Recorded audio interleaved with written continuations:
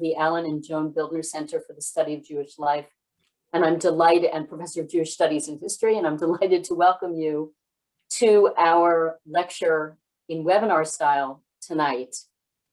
This lecture is being given by my esteemed colleague, Professor Paola Tartakoff, Chair of the Department of Jewish Studies and Professor of Jewish Studies and History here at Rutgers, New Brunswick. And the title of her talk is Conversion, Circumcision and Ritual Murder, a Medieval Mystery Unraveled. Let me give you the ground rules. Many of you are already familiar with these rules because you participated in our other events, but it's always good to review them. This is Zoom webinar format. All of you are muted. If you have questions, and I hope you will, and I'm sure you will, please type them into the chat, which I will be overseeing during Paola Tartakoff's presentation and during the response as well.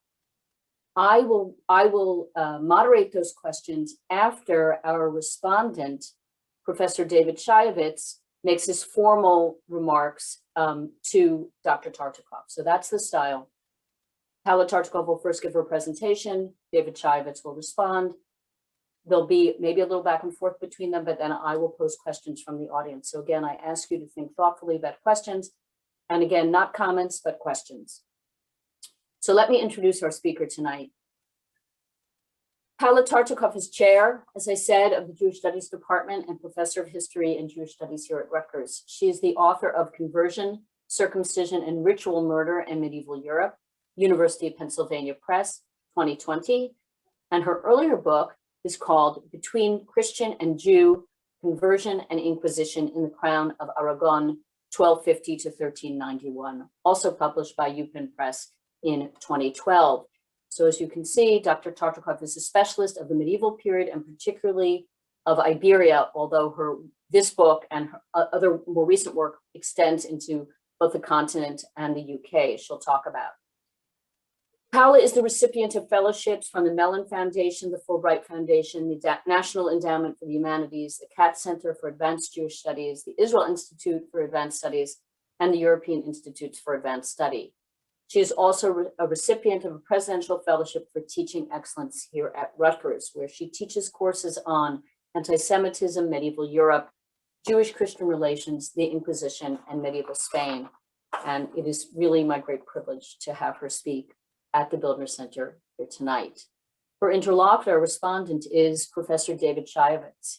He's an associate professor of history and religious studies at Northwestern University and director of Northwestern's Crown Family Center for Jewish and Israel Studies. His research focuses on medieval European intellectual and cultural history with a particular emphasis on Jewish history and Jewish-Christian relations. He is the author of A Remembrance of His Wonders, Nature and the Supernatural in Medieval Ashkenaz, also published by UPenn Press, 2017. You've probably figured out that UPenn has a series in medieval Jewish history, and it gets the best books. And this book of Dr. Shayevitz was awarded the John Nicholas Brown Prize by the Medieval Academy of America. So you are in for a great intellectual feast of the medieval world, and I welcome you, and I bring Paola Tartakoff to the Zoom stage. Thank you. Thank you, Nancy, for this generous introduction. It's truly an honor and a pleasure to be here. I'd like to start this evening by expressing my thanks to everyone who has made this event possible. Nancy Sinkoff, Karen Small, and all of the Bildner Center staff, including Hannah Feldman, who is advancing the slides tonight. Very grateful to you. My friend and colleague, David Shayevitz, for joining as a respondent, and everyone who is tuning in. Thank you so much for being here. I'd also like to express my thanks to the colleagues and friends and institutions in the US, Israel, and Europe who made it possible for me to write this book, with special thanks to the Israel Institute for Advanced Studies in Jerusalem, where I spent a year developing the book's central arguments in conversation with phenomenal colleagues. So this evening, I'm excited to share with you material that pertains both to the distant past and also to our present. At its heart, my new book investigates how two groups can interpret the same events in dramatically different ways, and how two groups' views of each other can become dangerously distorted. These core themes, I'd argue, are no less relevant today than they were 700 years ago. In my remarks, I'd like to do two things. First, tell you about the historical sources and questions that gave rise to this book. And second, zero in on one aspect of my research, which sheds new light on medieval Jewish-Christian relations and proposes a solution to a local mystery. What initially drew me to this project was a record of a trial that transpired in England during the 1230s. This record, which you see at the center of the slide, is preserved on a roll of parchment in the National Archives in London. In it, we read in Latin that in the year 1234, in the town of Norwich, a Christian doctor named Master Benedict accused a group of Jews of having kidnapped and circumcised his 5-year-old son, Edward. To be clear, this is not the case of William of Norwich, whom Norwich Jews were accused of murdering 100 years earlier. In some regards, the 1234 case that I've begun to describe, and which I'll refer to as the Norwich Circumcision Case, is not surprising. During the 13th century, Christians frequently accused Jews of injuring Christians, including Christian children. However, in many regards, the Norwich Circumcision Case is striking. First, the specific accusation of seizing and circumcising a Christian child was unprecedented. I knew of no earlier instances of this charge. Second, this case was highly unusual in that the Jews' alleged victim, young Edward, actually existed. He survived his alleged ordeal at the hands of Jews. He allegedly escaped from the Jews, and he appeared in court where he took the stand and testified at the age of 9. Third, young Edward's description of his own alleged circumcision at age 5 is unlike anything we possess from the Middle Ages. In court, Edward recounted how he had been playing in the street one day when a Jew named Jacob seized him, carried him into his home, held him down, and covered his eyes, while another Jew circumcised him with a small knife. In addition, Edward told the assembled Christian judges, clergy, and laymen that right after circumcising him, Jacob and the other Jews gave him a new name. This intrigued me because Judaism traditionally associates circumcision with naming, and also because of the strange way the Jews allegedly chose Edward's name. According to Edward, the Jews played a game that involved placing Edward's foreskin in a bowl of sand and searching for it with straws.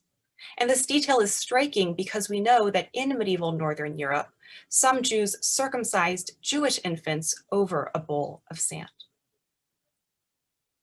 Finally, what was to my mind most intriguing about the Norwich circumcision case was the way both Edward and his father explained why the Jews allegedly had circumcised Edward.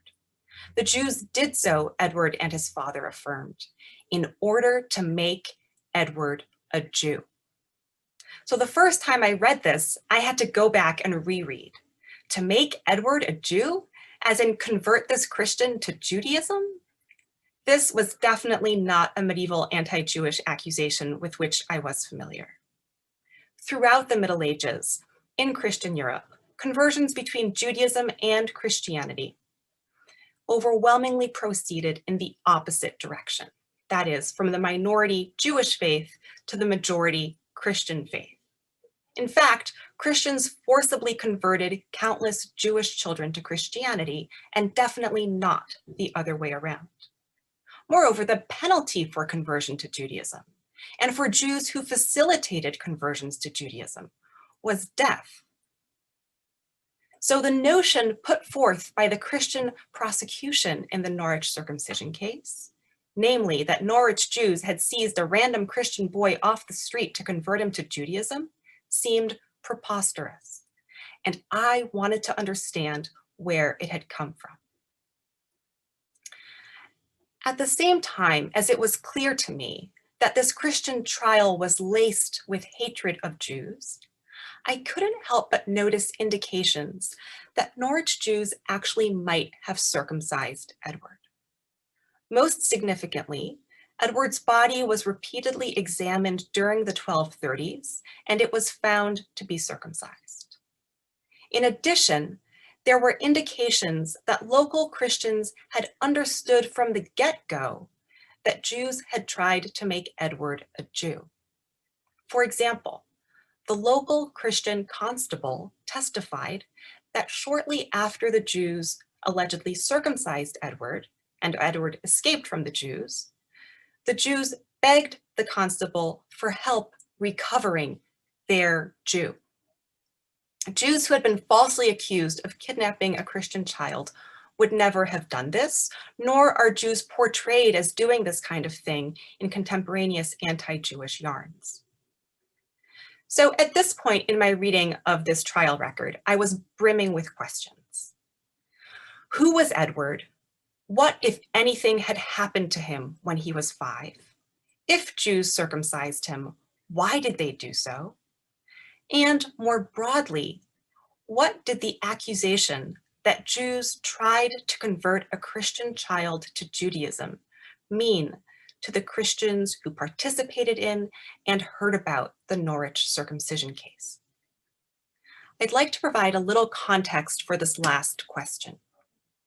Jews were a tiny minority in medieval Europe, yet they loomed large in the Christian imagination. As the people whom the Gospels associated with the devil and blamed for the crucifixion of Christ, Jews were the arch villains in Christian sacred history. In addition, Jews adhered to the religion, Judaism, that Christians understood Christianity as having superseded. And on account of this triumphalist perspective, the church cast Jewish conversions to Christianity as affirmations of Christianity's victory over Judaism. What then, I wondered, might the contention that Jews were converting Christians to Judaism have reflected about 13th century Christian views of Jewish Christian power dynamics? About Christians' conceptions of the ways Jews allegedly sought to harm Christ and his flock in the present? And perhaps even about actual Christian conversions to Judaism at this time. As I considered these questions, I discovered an additional dimension of the Norwich Circumcision Case. Writing in the same decade as the court proceedings, Christian chroniclers in England described this case quite differently. They contended that Norwich Jews seized and circumcised Edward, not in order to make him a Jew, but instead in preparation to ritually crucify him. In other words, Christian chroniclers turned the case into an attempted ritual murder, which is to say, into an attempted Jewish effort to torture a Christian child to death out of hatred for all things Christian. Once again, I was puzzled and intrigued. Among other things, I wondered, how were these 13th century Christian chroniclers and their readers understanding circumcision, which I was thinking of as a Jewish rite of initiation, as part of an attempted murder? I knew that 250 years later, in the late 15th century, circumcision reappeared in ritual murder narratives. For instance, Jews were said to have circumcised little Simon of Trent, whom you see on the slide, and on whom my colleague Magda Tedder has recently published a masterful book. I soon realized that the 13th century chronicle accounts of the Norwich case constituted the earliest known interweaving of circumcision and ritual murder.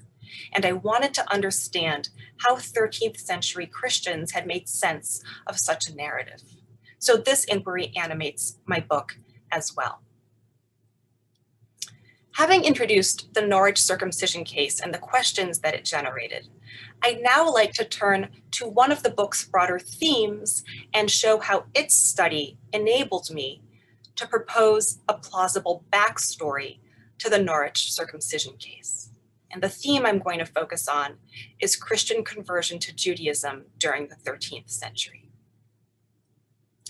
As local sources were sparse and fragmentary, as I said about my investigation, I widened my geographic lens and I began to detect a number of broad trends. For example, I discovered that right around the time of the Norwich Circumcision Case, Christian leaders and authors across Western Europe began to express heightened anxiety about Jews influencing Christians religiously. In fact, popes, kings, bishops, inquisitors, chroniclers, and jurists accused Jews of formally converting Christians to Judaism.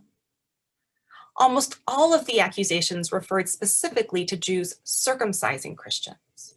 Some Christian authors even used circumcision as shorthand for conversion to Judaism, including when referring to the conversions to Judaism of Christian women.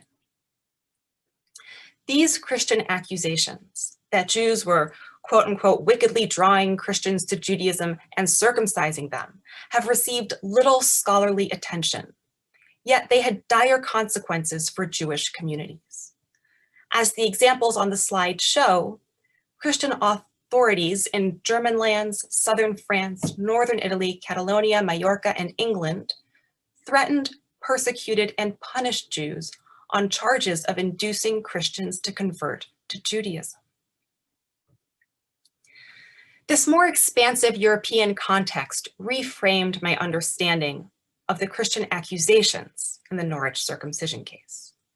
I now recognized that they voiced widespread contemporaneous Christian anxieties about Jews. In addition, this broader context recast the Norwich judicial proceedings as one of several instances in which medieval Jews were prosecuted on charges of converting Christians to Judaism, and as the only one whose records survive. This broader context also recast the case as one of many such instances leading to tragic consequences. As a result of the Norwich proceedings, 3 Jews were hanged and 10 became fugitives. So in the book, I show that several factors fueled these 13th century Christian anxieties about alleged Jewish proselytizing. These included the growing Christian conviction that Jews imminently threatened the integrity and security of the Christian majority. I argue that the charge of wicked Jewish proselytizing belonged to the same constellation of anti-Jewish libels as charges that are more familiar to us, such as the false and noxious accusations of ritual murder and host desecration, which emerged during roughly the same period. All 3 of these alleged Jewish crimes could, among other things, involve injuring Christian bodies and making them bleed. The view that circumcision, a key rite in male conversion to Judaism, was cruel and perverse is apparent in the image on the left of this slide, which happens to have been produced within only 1 decade and a few kilometers of the Norwich judicial proceedings. Its formal subject is the biblical Jacob circumcising the Israelites at Gilgal.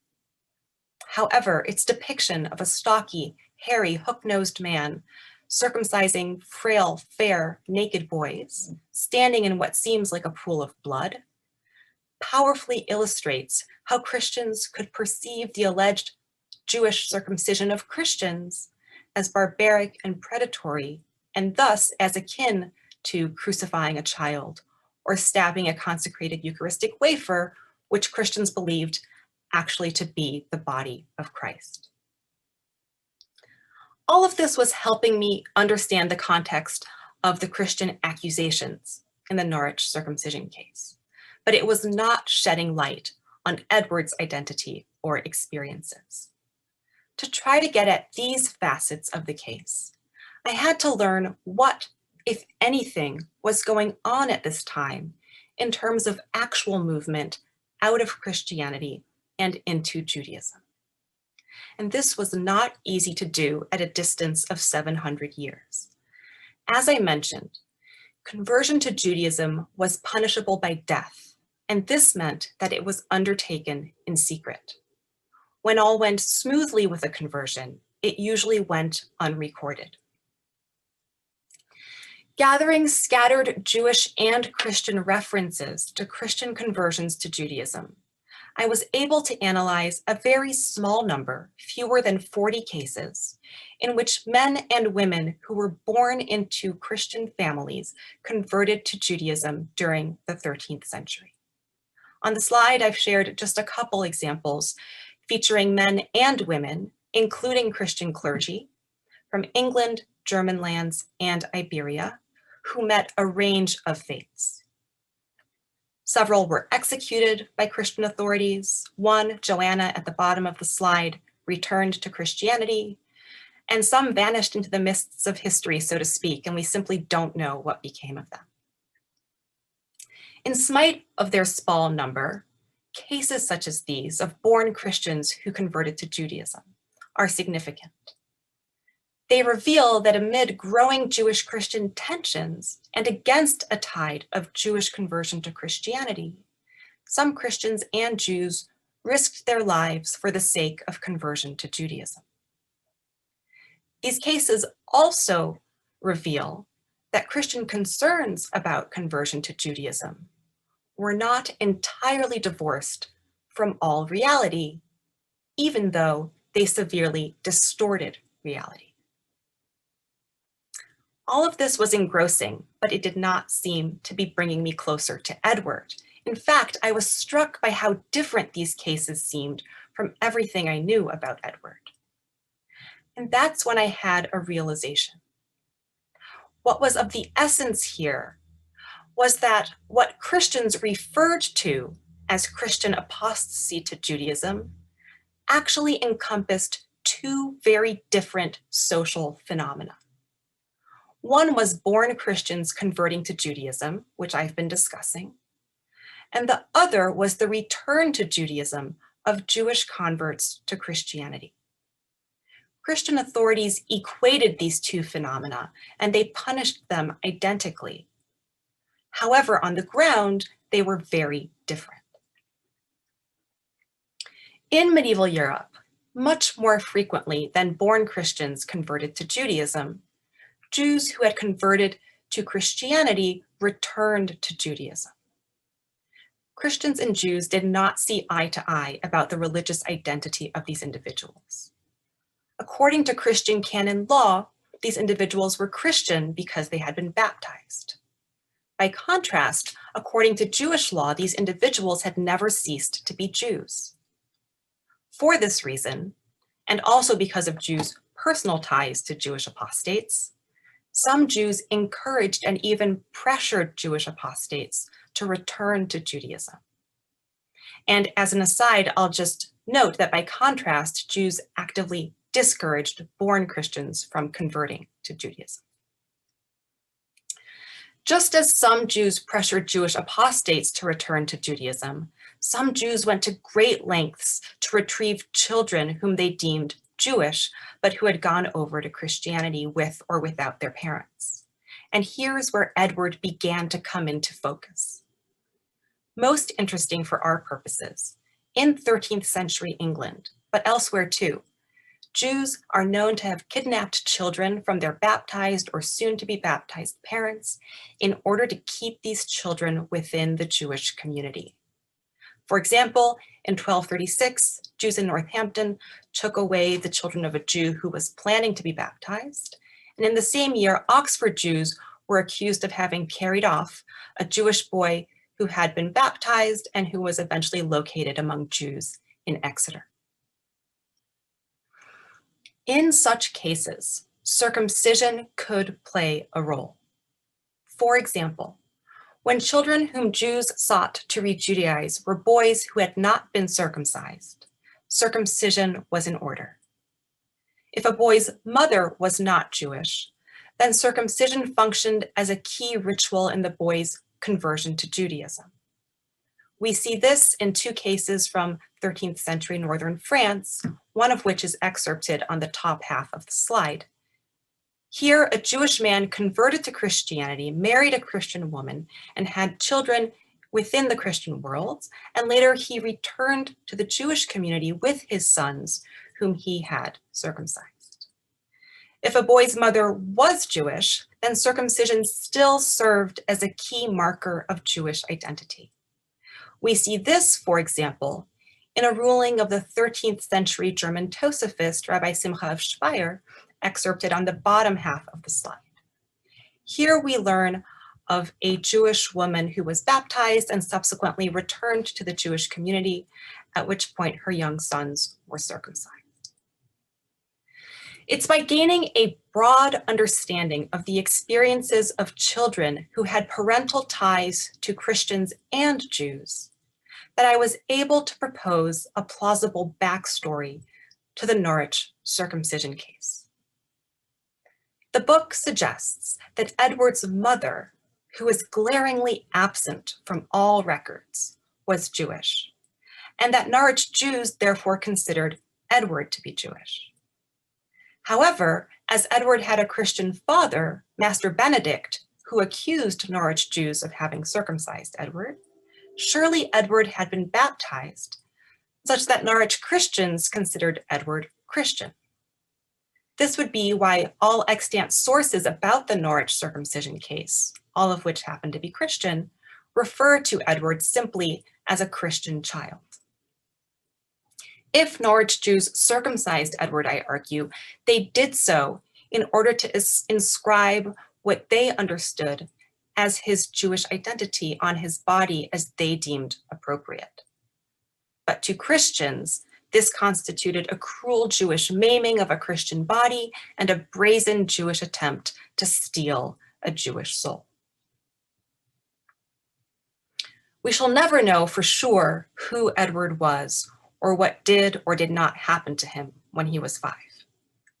However, if I'm right that Jews had always considered Edward Jewish, then Edward's case vividly illustrates how Christians and Jews could view one and the same person and one and the same event, in this case, the circumcision of a child, in dramatically different ways.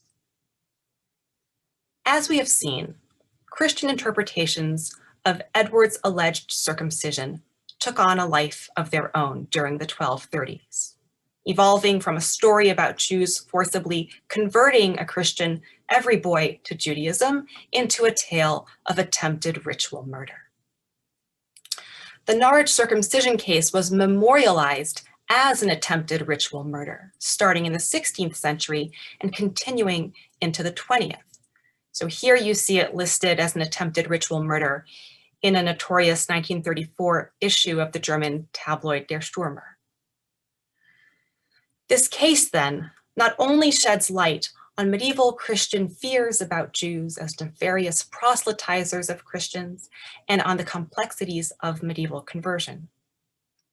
It also reminds us how subjective and culturally conditioned our own interpretations of events can be, and how the stories that we encounter and refashion in our own lives can veer dangerously far from these stories' original spark. Thank you.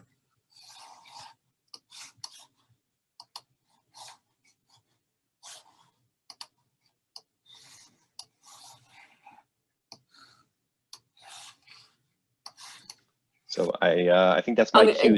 David, that's your cue. I'm sorry, Okay. everyone. I had a little clicking problem. So we welcome now the response of Professor David Childs. Thank you, Nancy. Thank you so much. First, let me say what a real honor it is to be able to participate tonight and to be able to publicly congratulate my friend and colleague and teacher, Paola Tartakoff, on this really remarkable book. And I'm so excited to share just a few brief thoughts and questions that it generated as I read and as I delved into this, this fascinating material.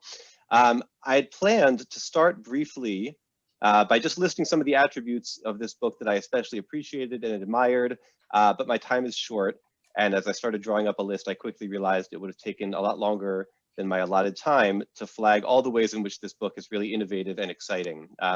This is a book that not only plausibly solves an 800-year-old murder mystery, excuse me, not murder mystery, an 800-year-old mystery, excuse me, but that along the way profoundly alters some conventional assumptions about the dynamics of medieval Jewish-Christian relations, and together with Paola's previous book, also the nature of conversion and the fluidity of medieval religious identity.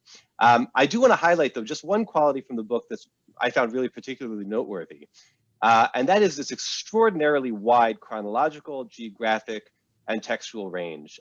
Paola's analysis is informed in this book by legal, narrative, archival, inquisitorial, exegetical, devotional, polemical, and visual sources. I probably left some out, that were composed in Britain, northern and southern France, present-day Germany, Castile, Aragon, Catalonia, the Italian peninsula, written in Hebrew, Aramaic, Latin, and various European vernaculars, over the course of several centuries in the Middle Ages, with occasional detours back to late antiquity and forward into modernity. That was really a mouthful, so I apologize, but hopefully this gives you a sense of the really dazzling learning that's on display in this book. And as Paola points out, this capacious approach is driven to some degree by the accidents of history, the vicissitudes of which kinds of sources have survived from which kinds of historical contexts, which yield an uneven source base and requires carefully putting diverse texts into dialogue with one another. But Paola's book really makes a virtue of necessity, since the whole that emerges really transcends the sum of its parts. For those who are listening, I'm not sure if there are any of you here who are not medieval historians. I imagine there's at least a few of us on the call. So you should know that works of medieval history are often narrowly focused on an individual figure or school, on a particular town in a particular century, a single text or manuscript, and it's really rare for one scholar to have mastery over such a broad range and to be able to synthesize these diverse textual records without sacrificing depth for breadth. So this is a book that really anyone who's interested in the Middle Ages or anyone who didn't realize they were interested in the Middle Ages should read, and whether they consider themselves people who are interested in Jewish history, on medieval history, church history, the history of childhood. There's a lot on display in this book, and it really challenges all of us to follow in Paola's footsteps in thinking big about this material across lots of generally accepted disciplinary boundaries. So I have a lot more effusive praise to offer, but I want to make sure I also have time to share just two brief reflections on the methods and the findings of this book, to highlight the ways in which it made me think, and in which I think it promises to also push scholarship forward. And the first of these has to do with the book's toggling between representation and reality. So Paola makes a very persuasive case that an episode of forcible circumcision, which some medieval and modern observers, as we just learned, understood to be the precursor to ritual murder, that this actually had a kernel of reality to it. Paola rejects the simplistic explanation that some previous scholars had offered, that the accusation against the Jews of Norwich was invented out of whole cloth. It was driven solely by greed, right? The Jews who ultimately are executed are very wealthy and their property is confiscated. But that's not the sole motive in this telling. Rather, Jews sometimes did attempt to seize the children of Jewish apostates, who Christians would have considered to be Christians, and retain them within the Jewish community, if necessary, by force. Now, this argument follows in the footsteps of a number of historians, particularly Sir L. Yuval of the Hebrew University, who famously and provocatively claimed about 25 years ago that anti-Jewish accusations from the Middle Ages were not always made up by Christians out of whole cloth. They sometimes had actually discernible roots in actual Jewish practices. So for instance, Yuval made waves by arguing that the blood libel accusation, although not based in reality, right? Jews did not actually kill Christian children to drink their blood, which was this trope that recurred over the course of many, many centuries. But it was in his telling, a misinterpretation of an actual Jewish practice and an actual Jewish belief system having to do with the meaning of blood and of vengeance. And this argument generated, when it first came out, really intense controversy.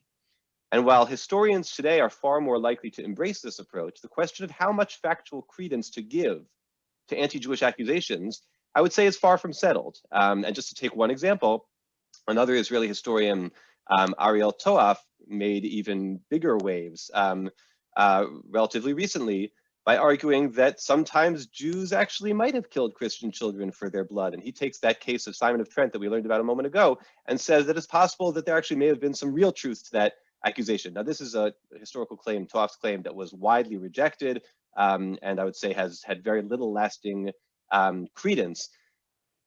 But I came away from the book nonetheless wondering, when we talk about anti-Jewish charges from the Middle Ages that had such catastrophic results over the course of the medieval period and into modernity, So to what degree can we think about the kernels of historical truth that might inform them? And I found myself in particular contemplating the moral stakes that confront historians who seek, in this case with care and tremendous nuance, to make sense of such fraught material with an open and critical mind. And here I'll just note as an aside, so Paola and I are both teaching courses on anti-Semitism right now at Rutgers and at Northwestern. And one of the readings that I assigned to my students from the late 19th century by a French author named Bernard Lazare, of sort of a foundational text about the history of anti-Semitism. And he makes the claim in this book that essentially Jews are to blame for anti-Semitism. If you want to understand why certain tropes recur in the history of anti-Semitism, this is a Jewish author saying, don't only look to the anti-Semites, look to what the Jews are doing that may be driving the anti-Semites. And I find that a very problematic argument for a number of reasons. My students, when they read it, were really aghast that anybody, much less a Jewish author, would argue this way. But I think the tension that's at the core between representation and reality, between how we grapple with these kinds of accusations, is a difficult one, and it's a difficult one to ignore. And I would say Paola's book really helped me think about it from a new kind of a vantage point. The second observation that I wanted to just briefly share has to do with the tense, or we might say lachrymose or tearful, portrait of Jewish-Christian relations that emerges in this book. So when we, again, non-specialists, think about the Jewish Middle Ages, people often think about violence, about crusades and pogroms and inquisition and expulsions. And recent scholarship on medieval Jewish-Christian relations has tried to show that this kind of hatred and violence was really just a part of the story.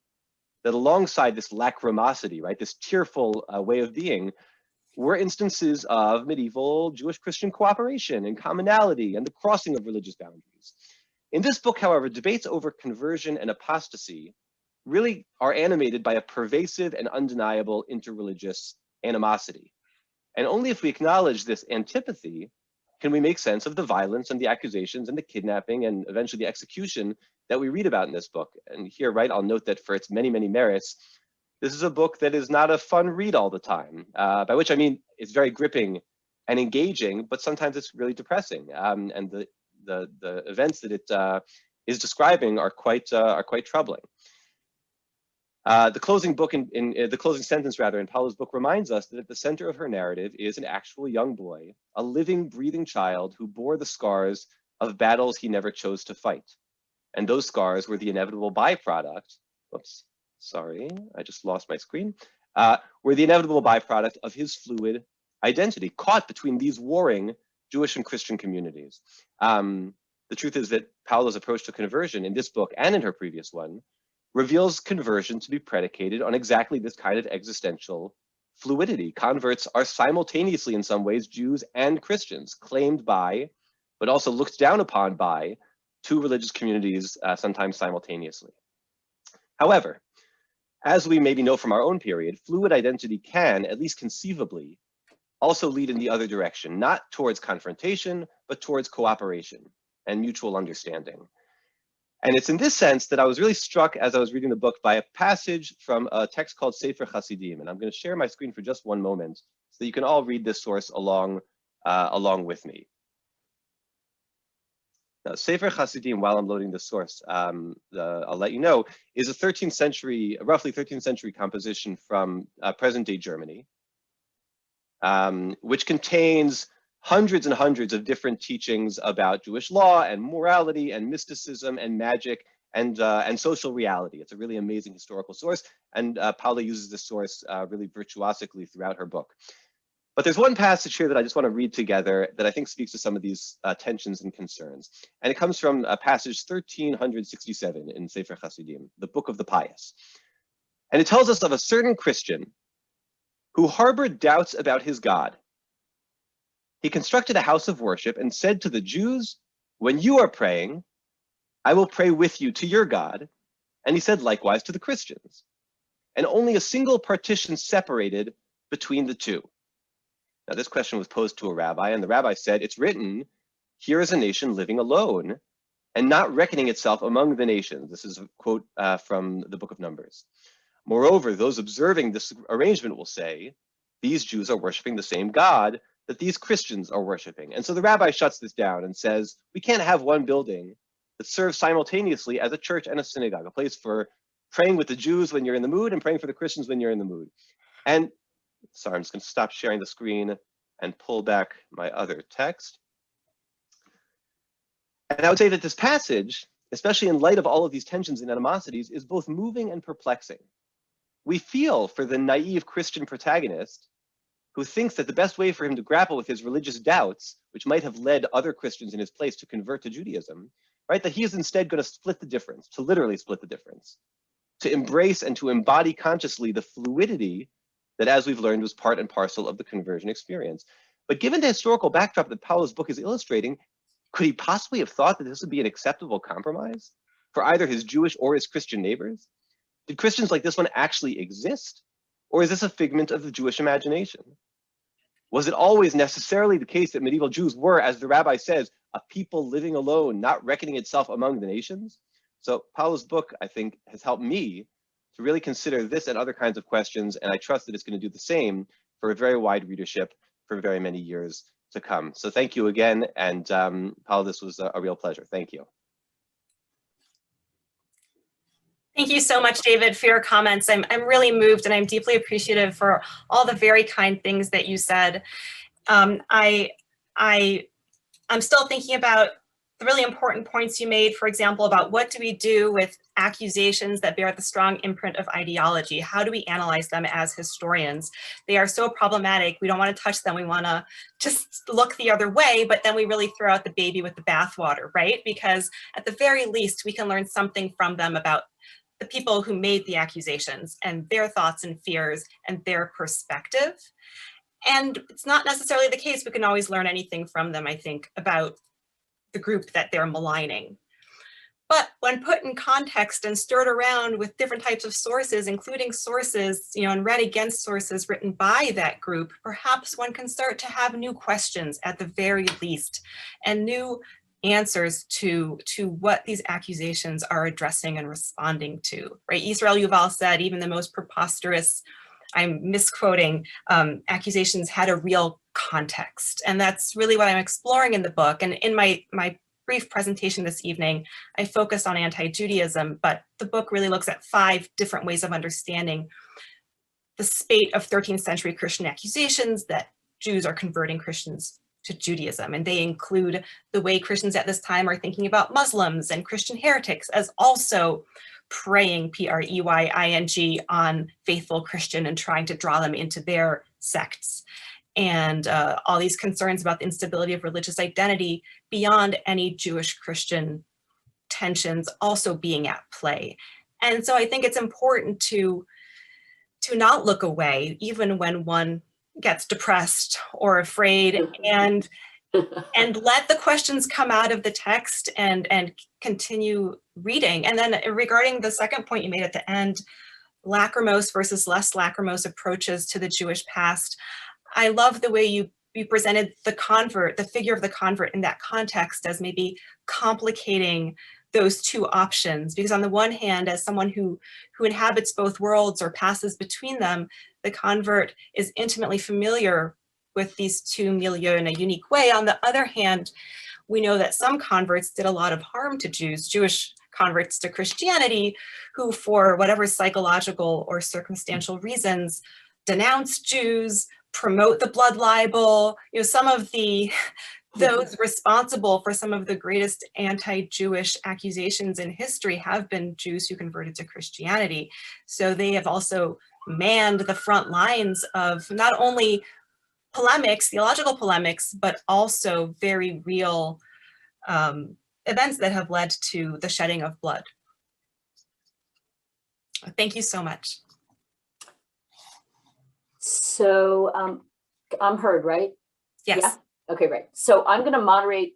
We have a lot of questions, comments. It's a very active chat, which we'll save for both of you. But I'm going to try and both bunch questions together, Paola, and also give you more than one, although it's going to be a little hard because there's a lot of material. But I think quite a few people are curious about, you described the context of the 13th century as helping you understand what happened in this very murky trial. But the question that several people have asked is, why were Christians so anxious in the 13th century?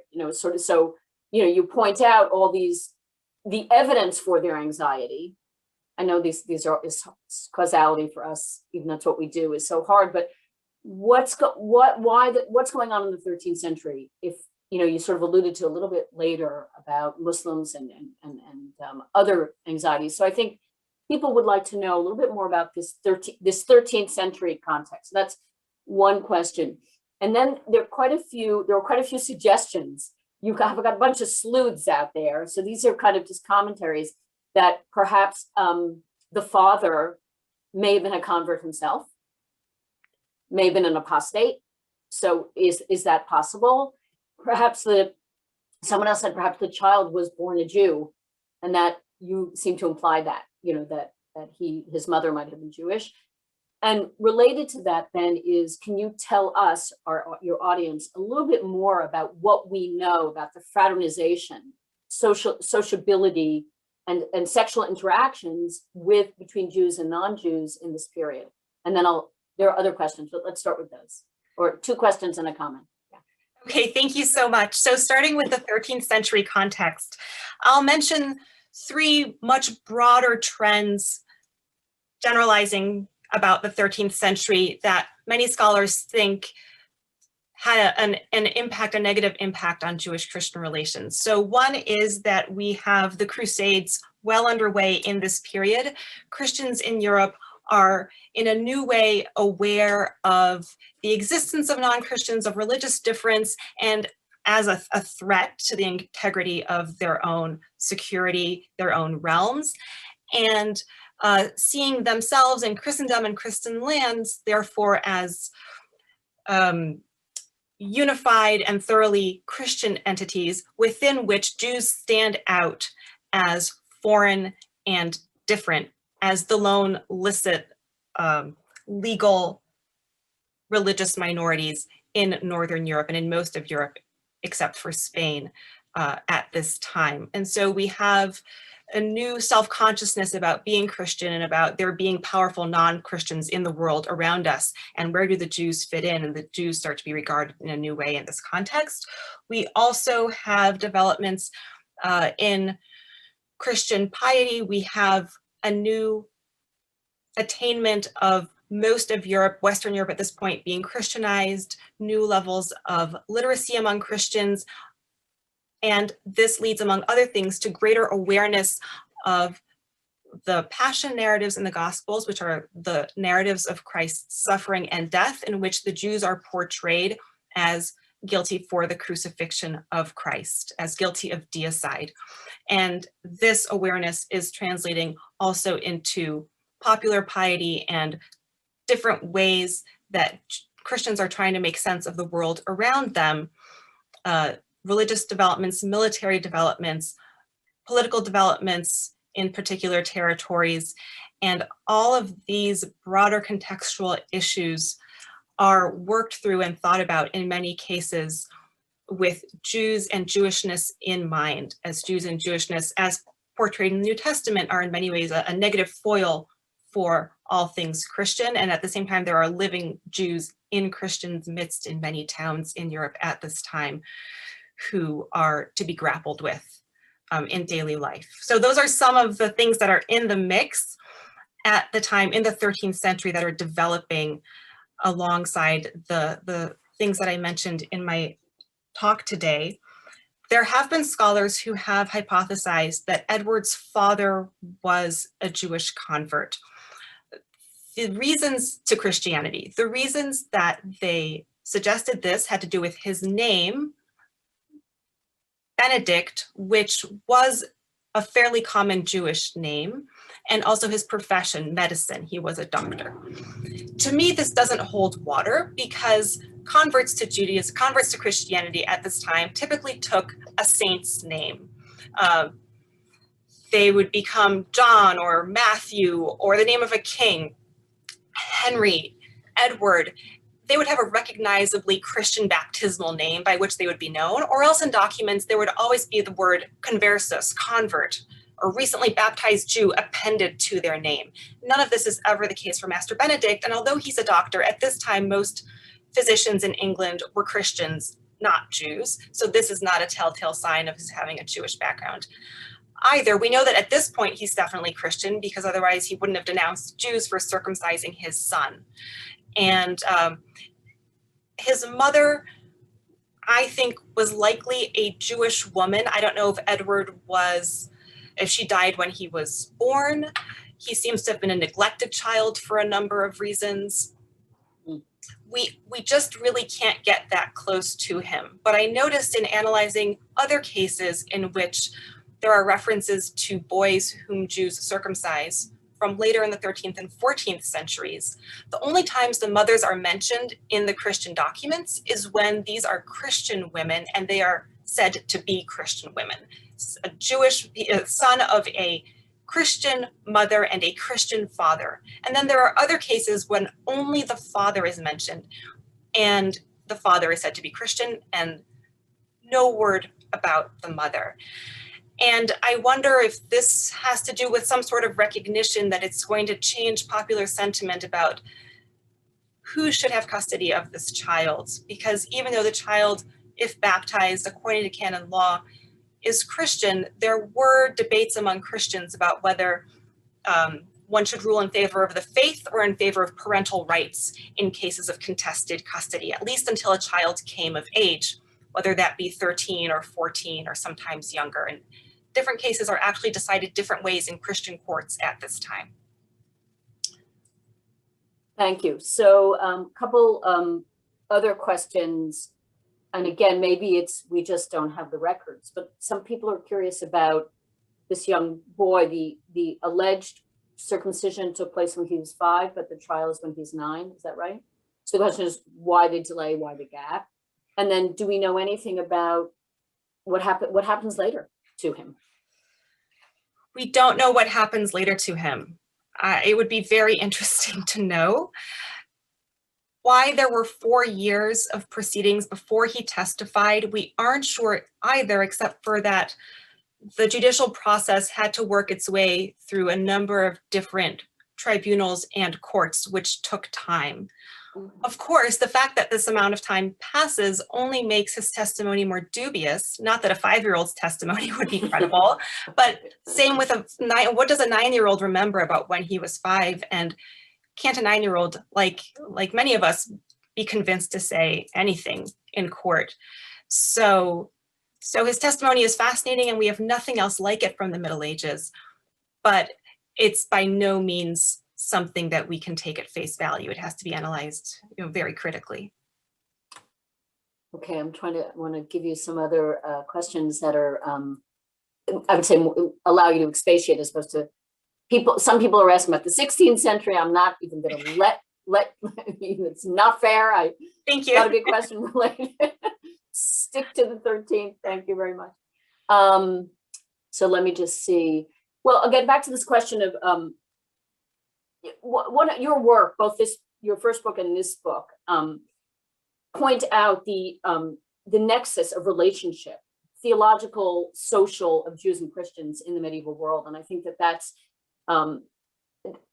is not a novella of yours, but it's something that historians in the last X amount of years, couple of decades, have really emphasized, that despite the fact that Jews are a religious minority in Western Europe and Western Christendom, that they knew what Christians were doing and Christians knew what Jews were doing. There's even some ritual parallels. So, which is very important for us to understand that you can have very heightened and very dangerous theological contestations, and yet people still do live together. And why something erupts at a particular moment is one of the great challenges of history, to understand why in this moment.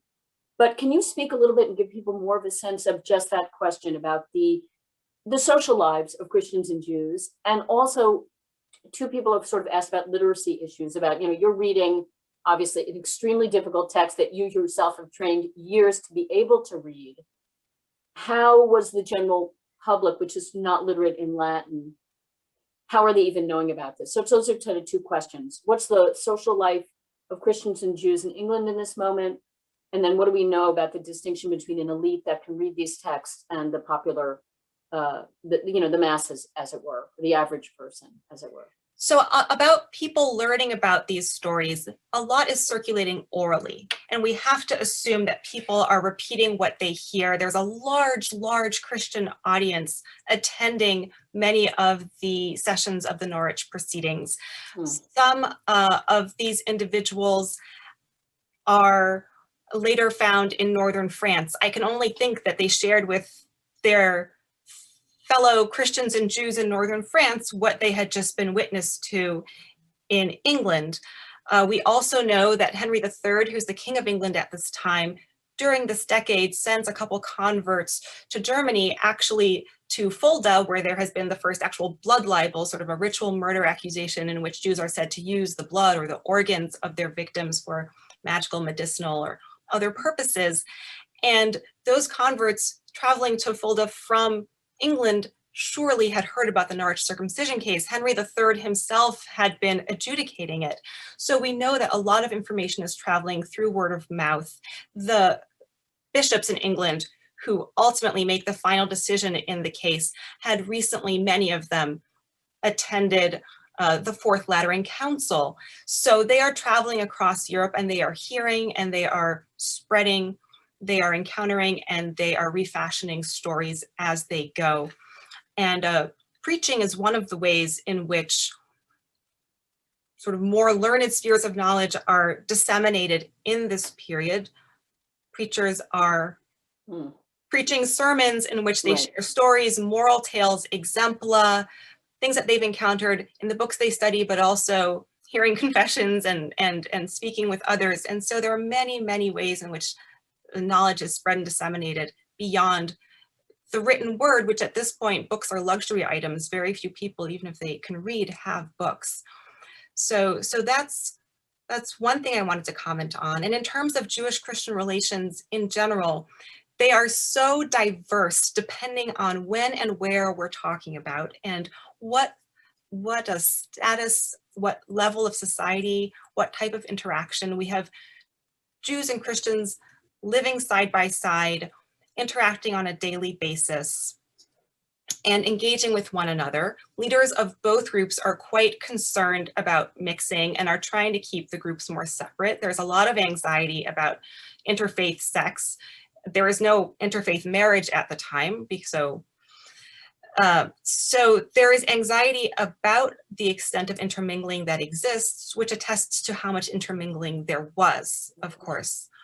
And one of the things I found most interesting in researching and writing this book, I was looking at conversion in two directions. I was focusing on this less studied direction of conversion to Judaism, which is unusual because it's into the minority faith. But in the process, I realized that one can rarely tell the story of a conversion in one direction without touching upon some movement in the opposite direction. So in my talk, I mentioned families, where a parent converts to Christianity, returns to Judaism, and then brings a spouse and maybe children with them into Judaism. So there you have one example of the type of situation in which different directions of conversion are linked in a story. But there are also instances of Jewish converts to Christianity denouncing Jews who are converting Christians to Judaism, or denouncing people who have converted to Judaism. There are instances in which, for example, Jews help Christians convert to Judaism, they're punished, and to try to lessen their punishment, some of those Jews convert to Christianity, and then later they go to North Africa and return to Judaism. So this whole back and forth zigzag chain of movement in different directions between Judaism and Christianity are some of the things I was able to observe by widening my lens, not only geographically, but also looking at two directions of conversion in tandem, as well as some parallels in the experiences of converts in both directions. We have learned male converts being prized by Jews and Christians, right, into their respective faiths. We have efforts to bring apostates back to both faiths by Jews and Christians. People who want to return to either Judaism or Christianity are supposed to do penance for having left the fold. And so there are some really interesting parallels in spite of the completely lopsided amount of conversion in the two directions. There's hardly any conversion to Judaism. There was a lot of, often under duress, conversion to Christianity, but still there are some parallels, which I found fascinating as well. Okay, I mean, I know It's 8:02, but tough. I'm going to ask one more question that came from the audience, because it asks about the visual culture, and Professor Shivitz pointed out to your really capacious source base for this book, which of course made it even more enriched or richer study. So someone wanted to know about the choice for the cover, but also someone noticed, or they weren't exactly sure because the image went a little quickly, but the image of the the very anti-Semitic image of the depiction of the Jews circumcising, the thin waif-like men. I think that was the image this person was pointing out. It looked like something was in the womb, or perhaps it's an earlier image. I mean, maybe it's too difficult to talk about if we don't see the image, but someone was wondering if there was sort of a neonatal circumcision going on in one of the images, or not. I'm not sure about that. I will say that about the cover of the book. Okay, good. It actually, it's a little bit fudged. The original illumination depicts a French monarch expelling the Jews from France. But I loved how you saw this boy in the middle who sort of, his head is one way, but his body is the other way. And there are Jews on one side of him and a king on the other side of him. And he's trying to explain something and he's caught in the middle. And so the publisher was able to take the fleurs de lis, which are the French royal symbol, off of the king's garments in the image, so that it's not clearly a French king, but could be Henry III of England. And we appropriated the image, hopefully without upsetting its original artist. Well, no, I don't think the original artist, but you're now going to get pushback from historians. How could she? Yes, you can just blame it on the publisher. Blame it on the publisher. Well, I want to tell you, Paola and David, we have the chat and all the questions and the transcript. Some magic person, Hannah Feldman, will probably figure out how to do it. We'll save it because there's some wonderful questions there, and I think both of you will enjoy reading them. I want to personally thank both of you for such a wonderful evening, so stimulating, so intellectually rich, and so complicated. I want to thank Karen Small, the managing director of the Bildner Center, who has kept us running for a year of COVID, which hard to believe. I want to thank Hannah Feldman again for being behind the scenes, and the rest of the staff. That it really just takes this little village at 12 College Avenue and now remotely to bring this thing to all of you. I want to thank the public. And of course, I want to tell you that we still have many things going on this spring at the Bildner Center. Our visiting scholar, Dr. Greg Drinkwater, gave his first session of a mini course on American Judaism counterculture in the post-war years, and there are 2 more sessions. So you could listen to the first session and join for the second and third. This Sunday, we have a program with Rick Black, a paper book artist, and our colleague, Professor Gary Rensburg, on the Amichai Windows, an artist's book on interpreting the poetry of the great Hebrew poet, modern Israeli poet, Yehuda Amichai. My colleague, Jeff Chandler, is also going to be talking about his newest book, April 12th, in conversation with Josh Lambert of Wellesley College. Again, a very similar structure where Jeffrey will present one aspect of a very rich new book called Yiddish, Biography of a Language, in conversation with Josh Lambert. And April 22nd, we're hosting a musical program with Anthony Mordechai Tzvi Russell, a bass opera singer who interweaves his African-American spiritual tradition with Yiddish music. He does it in a very innovative way. I would say it's not nostalgic, which I find incredibly refreshing. He's got an absolutely glorious voice. So please join us for these other Bildner Center events, and be safe and well until we're all vaccinated. Whoops. Good night, everyone.